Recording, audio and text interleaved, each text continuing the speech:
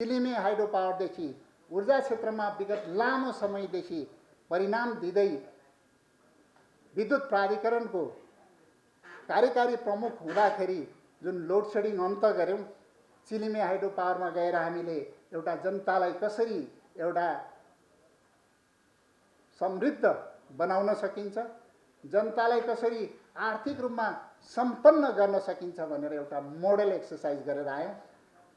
विद्युत प्राधिकरणमा आएपछि एउटा संस्था कसरी, एउटा सरकारी संस्था कसरी नाफामा ल्याउन सकिन्छ, सरकारी संस्था राज्यको बोझ होइन, यो चाहिँ यो परिवर्तनको संभाग बन्न सक्छ, राज्यको एउटा ठुलो राजस्वको संभाग हुन सक्छ भनेर हामीले त्यसलाई एक्सरसाइज गर्यौं।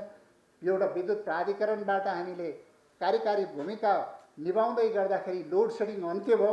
यो लोड सेडिङ मात्रै अन्त्य भएन, देशैभरि करिब 100% ठाउँमा हरेक जनताको घर घरमा विद्युत पुर्याउन सफल भयो। हरेक जनताले गाउँका जनतालाई हामीले निःशुल्क विद्युत उपलब्ध गराउन सफल भयौं। 30 रुपैयाँ मिनिमम चार्ज दिएर पनि हामी चाहिँ विद्युत उपलब्ध गराउन सक्यौं।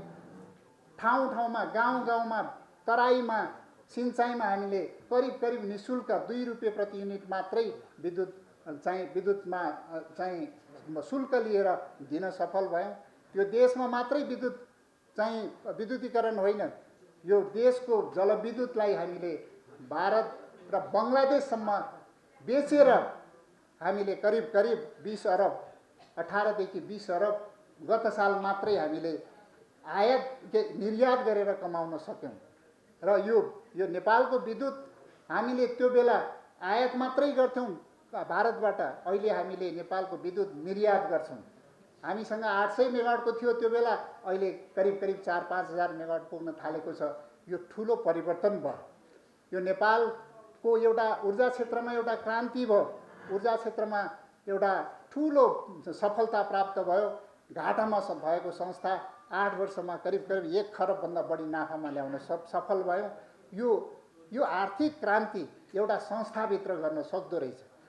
यो एउटा संस्थालाई परिवर्तन गर्नलाई एउटा सही नेतृत्व, सही टिम, सही व्यक्तिहरूको टिम बन्यो भने यो सम्भव रहेछ भन्ने कुरा हामीले चिलिमेबाट चाहिँ उदाहरण दियौं र विद्युत प्राधिकरणबाट उदाहरण दियौं। र त्यति गर्दै पनि चिलिमेबाट पनि मलाई हटाइयो। त्यसपछि म विद्युत प्राधिकरणको कार्यकारी प्रमुखमा आएँ। त्यसपछि विद्युत प्राधिकरणबाट पनि मलाई हटाइयो। जब मैले राम्रो काम गर्दै जान्छ तब तत्कालीन सरकारहरूले मलाई कारबाही गर्दै गयो र कारबाही गरेको क्रममा जब कारबाही हुन्छ मेरो प्रमोसन हुँदै गयो। अब विद्युत प्राधिकरणमा हटाएपछि जेनजी आन्दोलन भयो।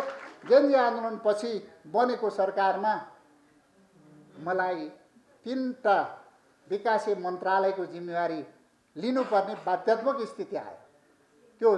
त्यो जनताको विश्वास हो।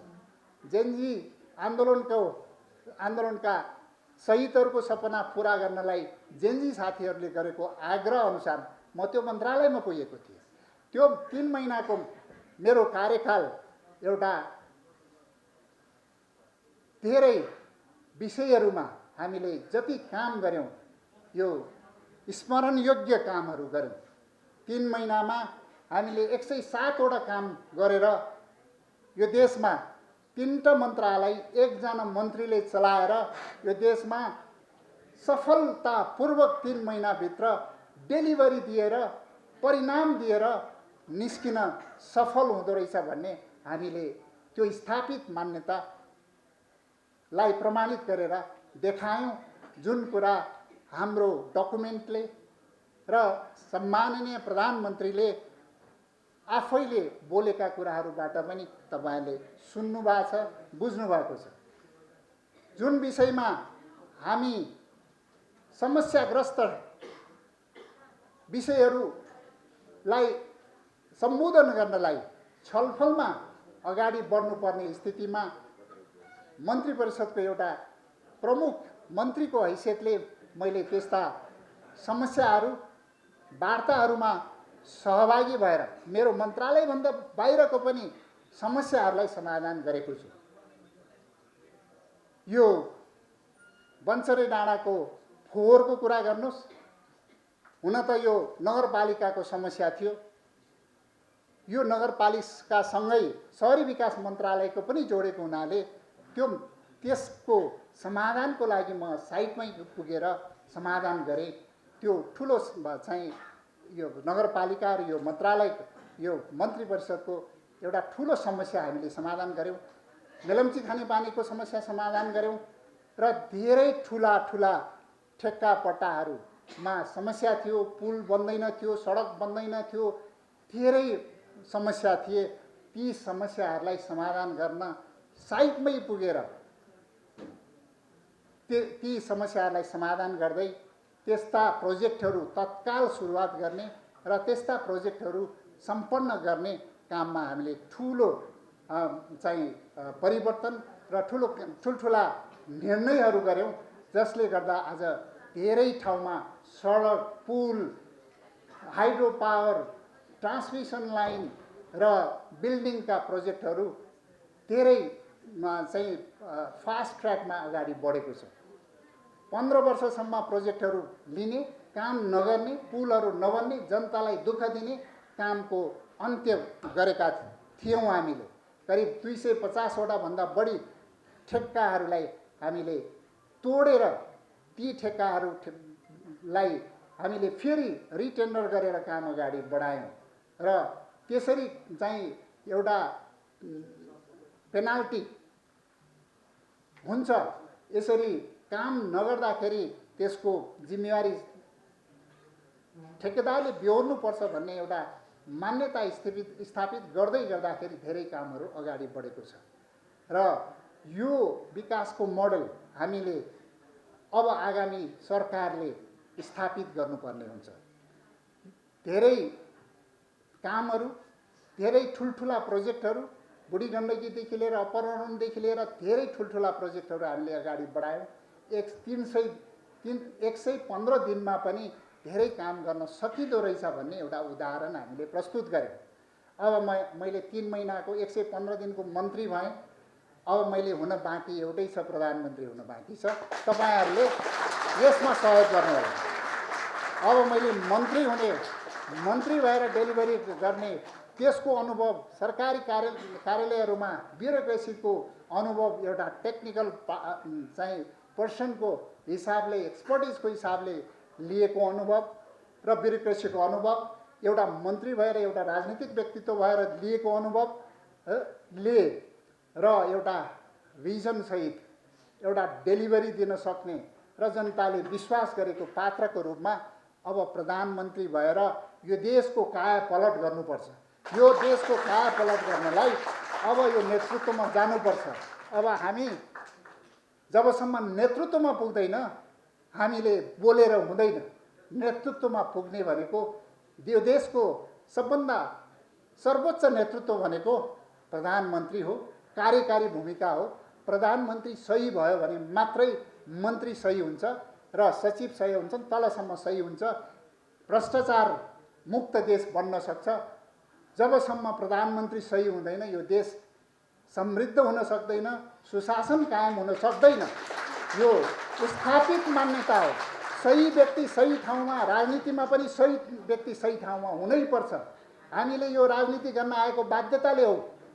यो देश बनेन, यो देश बनाउनुपर्छ भन्दै यो देश बनेन। एउटा सेक्टर, एउटा ऊर्जा क्षेत्रमा हामीले विगत 30 वर्षसम्म मैले काम गर्दाखेरि लिएको अनुभव लिएर हामीले बुझेको राजनीतिक नेतृत्वको भिजन, नेतृत्वको कार्यशैलीले हामीले बुझेका छौँ। हामी लागेन भने यो देश बन्दैन भन्ने एउटा मान्यता हामीले, एउटा विश्वास हामीले लिएका छौँ। त्यो भएको हुनाले हामी पनि राजनीतिमा आउनुपर्छ। सही व्यक्तिहरू राजनीतिबाट भाग्नु हुँदैन। युवा शक्ति राजनीतिबाट भाग्नु हुँदैन। सही व्यक्तिहरू राजनीतिमा आएर नेतृत्व लिएर देश विकास गर्नुपर्छ। देश विकास गर्छु भन्ने तर राजनीतिमा म आउँदिनँ भनेर जुन हाम्रा चाहिँ एक्सपर्टहरू, बुद्धिजीवीहरूले भन्ने गरेको छ त्यो गलत मान्यता हो। त्यो भएको हुनाले अब सही व्यक्तिहरू राजनीतिमा आएर राजनीति सफा गर्नुपर्छ, राजनीतिलाई उज्यालो बनाउनुपर्छ। पहिला राजनीति जबसम्म उज्यालो हुँदैन तबसम्म यो देश उज्यालो हुँदैन। सबभन्दा अँध्यारो राजनीतिमा छ। त्यो अँध्यारोलाई उज्यालोमा कन्भर्ट गर्नलाई सही व्यक्तिहरू आएर परिवर्तन गर्नुपर्छ। अब यहाँ धेरै राजनीतिक परिवर्तन भए, धेरै दर्शनहरूको कुरा गरे। म 30 वर्ष चाहिँ जब आइएससी पढ्दै थिएँ, म पनि एउटा कोठामा प्रशिक्षण लिँदै राति पोस्टर टाँच्दै हेरेको मान्छे। मैले धेरै राजनीतिक प्रशिक्षण लिएको व्यक्ति, ठुल्ठुला कुरा गर्थे, ठुल्ठुला कुरा हामीलाई बुझाउँथे, तर त्यो राजनीतिले यो देश परिवर्तन भएन, त्यो दर्शनहरूले देश परिवर्तन भएन। यो देश परिवर्तन गर्नलाई सही नेतृत्वको आवश्यक रहेछ। आज सही नेतृत्व नभएसम्म यो परिवर्तन हुँदैन, दर्शनले परिवर्तन हुँदैन। दर्शनले मात्रै परिवर्तन भएको भए यो यत्रो परिवर्तन राजनीतिक 7 सालदेखिको यत्रो परिवर्तनमा किन चाहिँ यो देश परिवर्तन भएन? हाम्रो चाहिँ छिमेकीहरू, उत्तरतिरको छिमेकीहरूले एउटा राजनीतिक दर्शन लिएको छ, नेतृत्वले गर्दाखेरि त्यो देश सम्पन्न हुने चरणमा पुगेको छ। दक्षिणतिर अर्को राजनीतिक चाहिँ सिस्टमले काम गरिरहेको छ, त्यसले पनि सम्पन्नतातिर अगाडि बढाइरहेको छ। त्यो दक्षिणतिरको देशहरू पनि अगाडि बढिरहेको छ, तर त्यो आइडियोलोजी धेरै फरक छ, राजनीतिक दर्शन फरक छ, दर्शन फरक छ, तर नेतृत्वहरू सही आउँदाखेरि परिवर्तन हुँदो रहेछ। आज हामी 2007 सालमा जुन अवस्थामा थियो, हामी आजको अवस्थामा आउँदाखेरि 70-75% प्रतिशतको हाम्रो जीडीपी ग्रोथ भएको गुणाले जीडीपी ग्रोथ भएको छ भने आज 300 गुणा 350 गुणासम्म जीडीपी ग्रोथ भएका देशहरू हाम्रै छिमेकीमा छन्। यो सही व्यक्तिहरूले नेतृत्व गर्दाखेरि, प्राविधिक व्यक्ति र सही व्यक्तिहरूले सही नेतृत्व गर्यो भने यो देश परिवर्तन हुन सक्छ भन्ने यो प्रमाणित उदाहरण हाम्रै छिमेकी देशहरूमा छन्। त्यो भएको हुनाले अब हामीले, मेरो सिद्धान्त मेरो त 30औं वर्षदेखि बसेको पार्टी यो पार्टी छोड्यो भने त मेरो त जिन्दगी खत्तम भयो। त्यो होइन। अब पार्टी परिवर्तन गरेर देश बनाउने आफू बन्ने हो। आफ्ना चाहिँ सम्पूर्ण नातेदार, आफ्ना छिमेकी, आफ्ना समाज बनाउने हो। त्यो पार्टीको दर्शनले काम भएन, त्यो काम भएन। अब नेतृत्व सही लिनुपर्छ।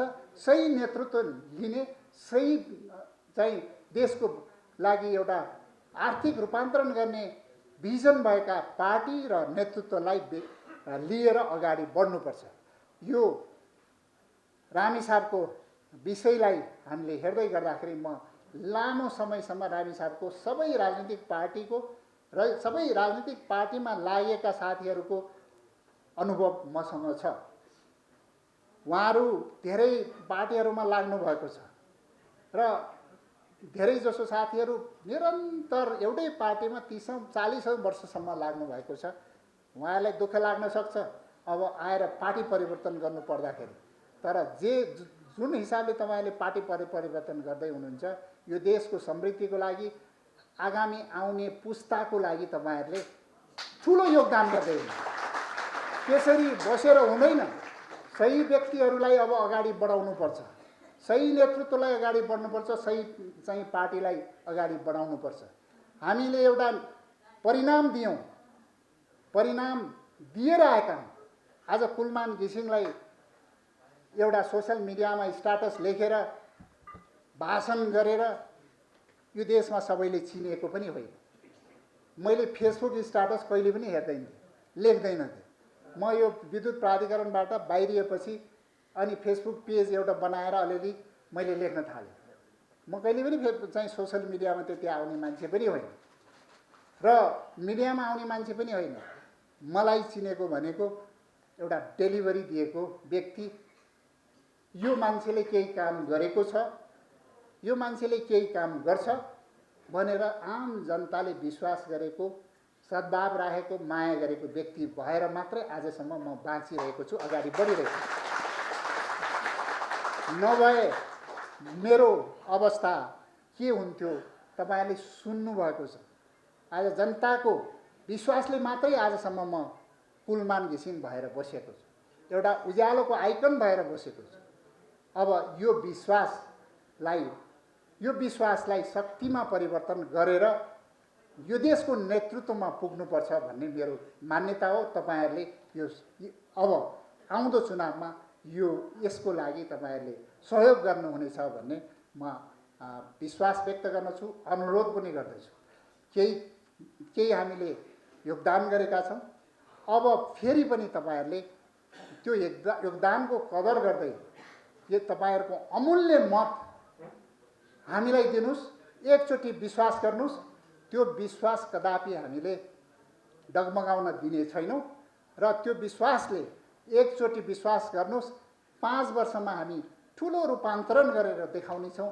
अर्को 5 वर्षपछि तपाईँहरूले हामीलाई भन्नु पर्दैन कुलमान घिसिङ नै चाहिन्छ भन्ने वातावरण हामीले बनाउँछौँ।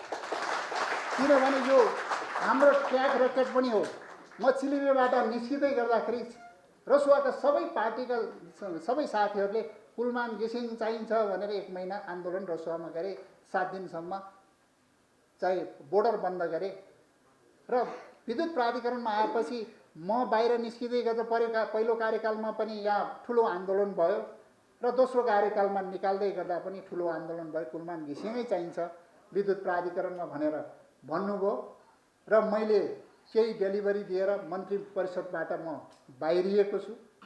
अब तपाईँहरूले मतदान गर्नुहुन्छ भने मलाई विश्वास छ आम नेपाली जनताले कुलमान घिसिङको नाममा यो उज्यालो नेपाल पार्टीमा मतदान गर्नुहुनेछ र त्यो विश्वासले आगामी 5 वर्षमा हामीले अब बिर्सिन नसक्ने गरेर हामीले काम गर्नेछौँ। फेरि पनि हामी बाहिरिनु पर्दाखेरि कुलमान घिसिङै चाहिन्छ भन्ने वातावरण चाहिँ हामी बनाउँछौँ। यसको लागि हामीलाई एकचोटिलाई विश्वास गरेर मतदान गर्नुहोस्। एकचोटिलाई विश्वास गरेर मतदान गर्नुहोस्। मैले केही योगदान गरेको छ त्यसको लागि पनि मतदान गर्नुहोस्। मैले केही परिणाम दिएको छ त्यसको लागि पनि मतदान गर्नुहोस्। यहाँ भाषण गरेको भरमा, धेरै काम गर्छु भनेको भरमा, सोसल मिडिया चलाएको भरमा मतदान नगर्नु होला। सही पार्टीलाई मतदान गर्नु होला। आज सही पार्टी भनेको, सही नेतृत्व भनेको र नयाँ पार्टी, नयाँ शक्ति भनेको उज्यालो नेपाल पार्टी नै हो। उज्यालो नेपाल पार्टीलाई देशभरिबाट मतदान गर्नुहोस्। समानुपातिकमा हामीलाई प्राविधिक कारणले हामी चुक्यौँ। बाँसुरी चिन्ह हामीले लिएका छौँ। बाँसुरी चिन्हमा मतदान गरेर हामीलाई बढीभन्दा बढी मत दिनुहोला। त्यो सांसदहरू भनेको कुलमान घिसिङलाई प्रधानमन्त्री बनाउनलाई सहयोग गर्ने सांसदहरू आउनुहुनेछ। देशैभरिबाट सांसदहरू आउनुहुनेछ।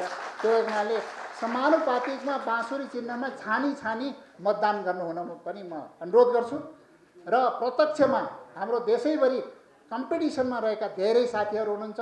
चिम चिन्हमा मतदान गरेर जस्तोसुकै उम्मेदवार होस्, उम्मेदवार नचिनेको हुनसक्छ, तपाईँहरूले उम्मेदवार साधारण व्यक्ति हुनसक्छ, तर कुलमान घिसिङ हेरेर त्यो मतदान गर्नुहोला। उहाँ आउनुभयो भने कुलमान घिसिङले डेलिभरी गर्नलाई, नेतृत्वमा पुग्नलाई सफल हुनेछ। त्यो भएको हुनाले तपाईँहरूले जस्तोसुकै व्यक्ति भए पनि हाम्रो चाहिँ उम्मेदवारहरू आर्थिक रूपमा कमजोर हुनसक्छ, नचिनेको हुनसक्छ।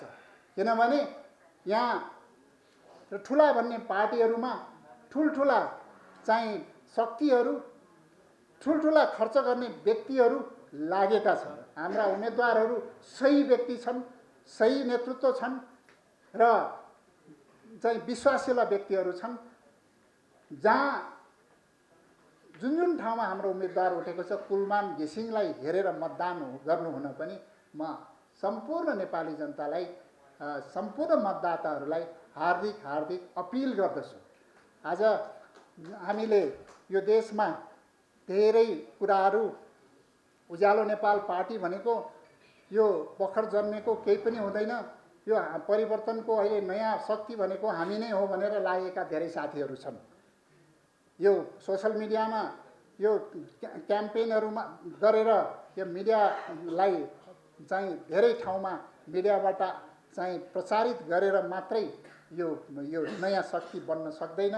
उज्यालो नेपाल पार्टीको नेतृत्व नै हामी यो नयाँ शक्ति हो। नयाँ शक्तिलाई स्थापित गर्नुहोस् र आगामी दिनमा हामीलाई देशको एउटा परिवर्तन गर्ने मौका दिनुहोला भन्ने म अनुरोध गर्दछु। र देश परिवर्तन, रामेछापको परिवर्तनको लागि पनि यो उज्यालो नेपाल पार्टीलाई रामेछापवासीले मतदान गर्नुहुनेछ। हामीले 3 महिनामा पनि रामेछापमा ठुल्ठुला बजेटहरू पारेर काम अगाडि बढेको छ। करिब 2 अरबभन्दा बढीको बजेट हामीले पारेर सडकमा, सिँचाइमा, विद्युतमा धेरै ठुल्ठुला काम हामीले अगाडि बढाएका छौँ। त्यसको परिणाम बिस्तारै आउनेछ र रामेछापबाट र देशको नेतृत्वमा पुग्न सफल भयौँ भने रामेछापको काया पलट हुनेछ। रामेछापको टुरिज्म, रामेछापको कृषि, रामेछापको इन्फ्रास्ट्रक्चर, रोड, सिँचाइदेखि लिएर सम्पूर्ण क्षेत्रमा हामी काया पलट गर्नेछौँ। वास्तवमा नेपालमा मैले ऊर्जा क्षेत्रमा गरेको विषय एउटा मोडेलको रूपमा स्थापित भएको छ। मैले मात्रै गरेको होइन, हामीले गरेका हौँ। हामीले तत्कालीन सरकार सबैलाई चाहिँ सम्मान गरेका छौँ। हाम्रो टिमलाई सम्मान गरेका छौँ। टिमले गरेको काम हो। एउटा चाहिँ ऊर्जा क्षेत्रमा एउटा मोडेल स्थापित गरेका छौँ र अब नेपालमा हरेक घरमा रोजगारी स्थापित हुनुपर्छ। हरेक व्यक्ति सम्पन्न हुनुपर्छ। देशलाई आत्मनिर्भर बनाउनुपर्छ। आज देश यति परनिर्भरतातिर अगाडि बढेको छ। ऊर्जामा हामीले आत्मनिर्भर बनायौँ, एउटा क्षेत्रमा आत्मनिर्भर बनायौँ। आज आत्मनिर्भर नभएका क्षेत्र सबै जसो छन्। ट्रेड डेफिसिट अहिले व्यापार घाटा कति छन्। आज तपाईँ कृषिमा हेर्नुहोस्, सबै हामी आयात गरेर खानुपर्ने स्थिति छ। सबै चिज आयात गरेर खानुपर्ने स्थितिबाट आत्मनिर्भर इकोनोमीमा ट्रान्सफर गरेर देशलाई समृद्ध देशको रूपमा स्थापित गर्न र देशभित्रै रोजगारी स्थापित गर्न, हरेक व्यक्तिको अनुहारमा उज्यालो ल्याउन उज्यालो नेपाल पार्टीलाई मतदान गर्नुहोला भन्ने भनाइराख्दै तपाईँहरूबाट म बिदा पनि हुन्छु। र मैले अलिकति यहाँ एउटा चिट पाएँ। रामेछाप जिल्ला भएको हुनाले रामेछाप हाइड्रो पावरको एकदमै ठुलो चाहिँ सम्भावना बोकेको जिल्ला हो। रामेछापको सुनकोशी प्रोजेक्ट, अहिले सुनकोशी 2 र सुनकोशी 3, करिब सुनकोशी 2 भनेको करिब 1300 मेगावाटको, सुनकोशी 3 भनेको करिब चाहिँ 700 मेगावाटको प्रोजेक्ट छ। त्यो प्रोजेक्टहरूलाई अगाडि चाहिँ बढाएका छौँ। सुनकोशी 3 धेरै अगाडि बढेको छ र रामेछापको लिकुदेखि लिएर तामाकोशी लगायतका सम्पूर्ण क्षेत्रमा अहिले हाइड्रो पावरहरू बनिरहेको छ। धेरै सम्पन्न भएको छ। प्राइभेट सेक्टरले पनि सम्पन्न गरेका छन् र यो खिम्ती ठोसे यो रिजर्भायर प्रोजेक्ट करिब 1200-1500 मेगावाटको रिजर्भायर प्रोजेक्ट पनि, त्यसको पनि स्टडी भइरहेको छ। यो सम्पूर्ण हाइड्रो पावर प्रोजेक्टहरूलाई अगाडि बढाएर यो आउँदो 5 वर्षभित्रमा चाहिँ यो प्रोजेक्टहरूलाई निर्माण चरणमा लगेर अगाडि बढाउँदाखेरि रामेछापको विकास र रामेछापको समृद्धिको लागि यसले ठुलो योगदान गर्नेछ। र समग्रमा हामीले हाइड्रो पावर नेपालको एउटा आर्थिक स्रोतको एउटा ठुलो चाहिँ माध्यम हो। हामीले भनिरहेका छौँ, अघि चाहिँ सुरुमा म आउँदाखेरि हाइड्रो पावर 800 मेगावाटको मात्रै हाइड्रो पावर थियो। हिउँदियामा 300 मेगावाट आउँथ्यो। त्यसले हामीले लोड सेडिङ अन्त्य गऱ्यौँ। अहिले 4000 मेगावाटभन्दा बढी हाइड्रो पावर उत्पादन भइसकेको छ। यो विगत 8 वर्षमा 105 वर्षमा नहुने काम हामीले 8 वर्षमा सम्पन्न गऱ्यौँ र करिब 10,000 मेगावाटको हाइड्रो पावर विभिन्न चरणमा चाहिँ निर्माणाधीन छन् र आउँदो 10 वर्षभित्र करिब 30,000 मेगावाटको चाहिँ हाइड्रो पावर सम्पन्न गर्न सक्ने अवस्थामा हामी पुग्छौँ। यदि 30,000 मेगावाट हाइड्रो पावर सम्पन्न गऱ्यौँ भने हामीले खपत चाहिँ 12 देखि 15,000 मेगावाट र 15,000 मेगावाट मात्रै हामीले एक्सपोर्ट गर्न सक्यौँ भने करिब 10 खरब रुपियाँ हामीले एक्सपोर्ट गरेर कमाउन सक्छौँ। र 50,000 मेगावाटभन्दा बढी हामीले एक्सपोर्ट गर्न सक्यौँ भने करिब 35 देखि 40 खरब रुपियाँ चाहिँ हामीले एक्सपोर्ट गरेर कमाउन सक्छौँ। जबकि हाम्रो अहिलेको जिडिपी भनेको 45-46 अरब खरब मात्रै हो र अहिले हामी यो चाहिँ हाम्रो चाहिँ जुन खर्च छ क्यापिटल बजेट भन्छ, यो क्यापिटल बजेट हामी 3 देखि 4 खरब रुपियाँ मात्रै हुन्छ। त्यसमा चाहिँ खर्च हुने भनेको 2 खरबदेखि 2.5 खरब मात्रै खर्च भइरहेको छ। यस्तो अवस्थाले देश विकास हुँदैन, यस्तो अवस्थाले रोजगारी सृजना हुँदैन। अब हामीले वर्षको 20 खरबभन्दा बढी चाहिँ क्यापिटल बजेट यो पुँजीगत खर्च गर्नुपर्ने अवस्था आउँछ। त्यो पुँजीगत खर्च गर्नको लागि पैसा कहाँबाट आउँछ भन्दाखेरि यस्तै हाइड्रो पावरलाई एक्सपोर्ट गरेर, हाइड्रो पावरलाई खपत गरेर, देशभित्रको रिसोर्सहरूलाई चाहिँ एक्सपोर्ट गरेर यो वन पैदावारलाई चाहिँ कमर्सियल प्रयोग गरेर र ढुङ्गा माटो सबैलाई चाहिँ हामीले कमर्सियल प्रयोग गरेर हामी राजस्व बढाउन सक्छौँ र त्यो राजस्वले देशको समृद्धिको लागि, पुँजीगत खर्चको लागि हामीले योगदान गर्न सक्छौँ।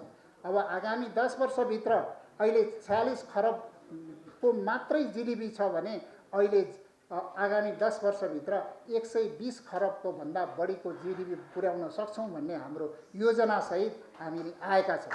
त्यो योजनामा हाम्रो विभिन्न सेक्टरमा टुरिज्मबाट कति गर्ने, हाइड्रो पावरबाट कति गर्ने र कृषिबाट कति गर्ने, आइटीबाट कति गर्ने, यो सबै सेक्टरको हामीले योजनाबद्ध रूपमा यो ठुलो योजना बनाएका छौँ। त्यसको कार्यान्वयनको पक्षमा हामीले कसरी कार्यान्वयन हुन्छ र विकास कसरी हुन्छ, लगानी कसरी आउँछ भन्ने पनि हामीले घोषणापत्र मार्फत ल्याउँदैछौँ।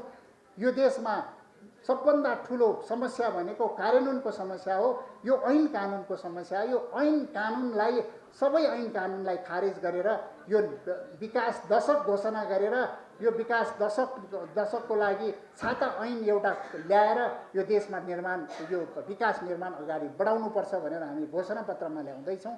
र यो देशमा प्राइभेट सेक्टर, विदेशी स्वदेशी प्राइभेट सेक्टरलाई यो इन्फ्रास्ट्रक्चर, रोडमा पनि, हाइड्रो पावरमा, अरू सेक्टरमा पनि प्राइभेट सेक्टरलाई बढीभन्दा बढी प्रमोसन गर्नुपर्छ भनेर हामीले ल्याउँदैछौँ। त्यो भएको हुनाले अब हामीले यो हाइड्रो पावरलाई देशभित्रै खपत गर्ने हो। देशभित्र खपत गरेर बाँकी रहेको विद्युत मात्रै बेच्दा पनि 30-40 खरब रुपियाँको हामीले विदेशी मुद्रा आर्जन गर्न सकिन्छ भने त्यसबाट आर्जित रकम हामीले क्यापिटल बजेटमा पुँजीगत खर्च गर्न सक्छौँ र यो देशका नागरिकलाई स्वास्थ्यमा फ्री गर्न सक्छौँ, शिक्षामा फ्री गर्न सक्छौँ, सरकारी यातायातमा फ्री गर्न सक्छौँ र विद्युत पनि फ्री गर्न सक्छौँ। यो हामीले भन्ने कुरा होइन, यो कार्यान्वयन गरेर देखाउन सक्ने स्थितिमा हामी पुग्छौँ। यसको लागि हामीले काम गर्नुपर्छ। काम नगरिकन हामी वितरण मात्रै गर्छौँ भनेका छैनौँ। वितरणमुखी चाहिँ अर्थतन्त्रले काम गर्दैन। वितरणमुखी होइन, हामीले वितरण पनि गर्नुपर्छ, सामाजिक सुरक्षाको लागि पनि काम गर्नुपर्छ।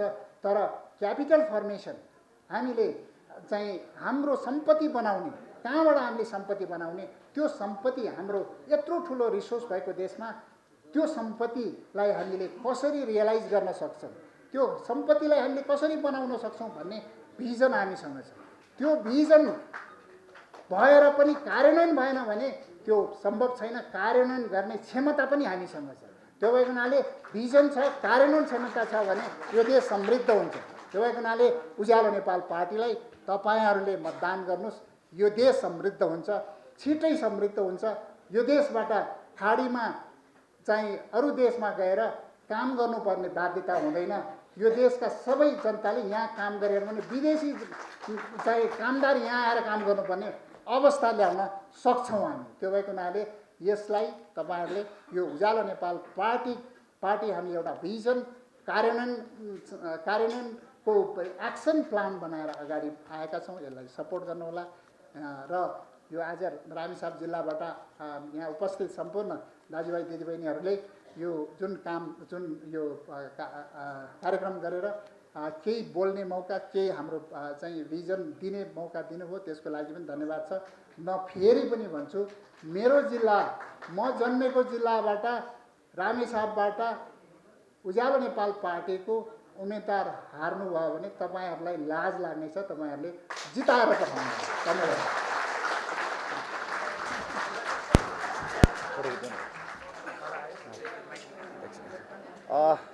हेलो, धन्यवाद। हेलो हेलो खोइ हेलो हेलो खोइ आएन।